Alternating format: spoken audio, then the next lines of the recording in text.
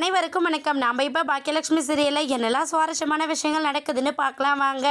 நம்ம செலினை புரிஞ்சுக்கிட்டு செலினோட வந்து சேரணும் அப்படின்னு நீங்கள் நினச்சிங்கன்னா இந்த வீடியோக்கு ஒரு லைக் போடுங்க.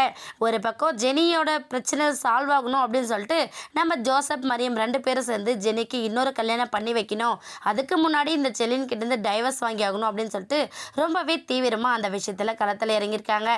ஒரு பக்கம் ஜெனியோட வாழ்க்கை சந்தோஷமாக இருக்கணும்னு அவங்க அப்படி பண்ணிக்கிட்டு இருக்காங்க. ஆனால் நம்ம செலினோட வாழ்க்கை கேள்விக்குறியாயிடுது அப்படின்னு நினைக்கிற நம்ம ஈஸ்வரி கோபிலாம் என்ன பண்ணுறாங்கன்னா, ஒரு பொண்ணை பெற்றுட்டு அவங்களே துளி கூட அக்கறை இல்லாமல் இன்னொரு கல்யாணத்துக்கான ஏற்பாடு பண்ணிக்கிட்டு இருக்காங்கன்னா, நம்ம பிள்ளை எந்த விதத்தில் குறைஞ்சி போயிருக்கான், அவனுக்கு சரியான பொண்ணு பார்த்து கல்யாணம் பண்ணி வச்சுட்டோன்னா எந்த பிரச்சனையும் இருக்காது. அவள் ஏற்கனவே வீட்டில் வந்து ஒரு வேலை செய்ய தெரியாதவ, வரப்போறவளாச்சு செலினை புரிஞ்சுக்கிட்டு இந்த வீட்டில் சந்தோஷமாக குடும்பத்தை நடத்தணும் அப்படின்னு சொல்லிட்டு பல முயற்சிகளை பண்ணாங்க.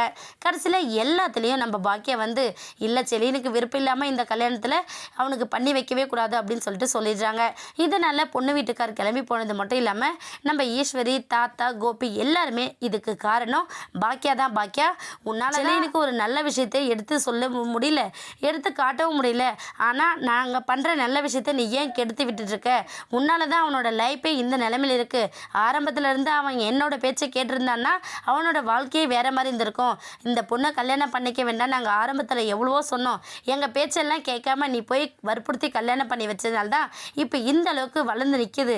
இப்போவும் அவனுக்கான ஒரு நல்ல வாழ்க்கையை நீ அமைச்சு தரக்கூடாதுன்னு இஷ்டத்துக்கு பண்ணிக்கிட்டு இருக்கிய அப்படின்னு சொல்லிட்டு நம்ம ஈஸ்வரி ஒரு பக்கம் கத்த, அத்தை போதும் அத்தை, நான் அடுத்தவங்களுக்காக யோசிக்கிறத தாண்டி இவனோட வாழ்க்கையில் எது நடந்தால் நல்லா இருக்குமோ அதை பற்றி மட்டும்தான் யோசிக்கிறேன்.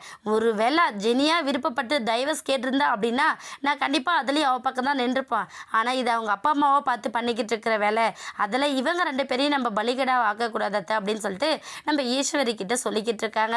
இதனால அவங்களுக்குள்ள ஒரு பெரிய பிரச்சனையே ஓடிக்கிட்டு இருக்கு. இன்னொரு பக்கம் இவங்களுக்கு பொண்ணு பார்த்து கல்யாணம் ஏற்பாடு பண்ணிக்கிட்டு இருக்காங்க அப்படிங்கிற விஷயம் நம்ம ஜோசப்க்கு தெரிய வருது.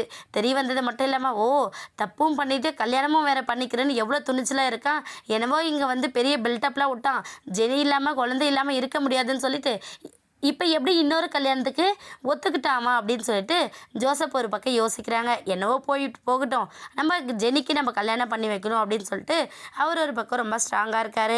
என்னாக போகுதுன்னு வெயிட் பண்ணி பார்க்கலாம். இந்த வீடியோ உங்களுக்கு பிடிச்சிருந்தா மறக்காமல் நம்ம சேனலை சப்ஸ்கிரைப் பண்ணுங்கள். தேங்க்யூ.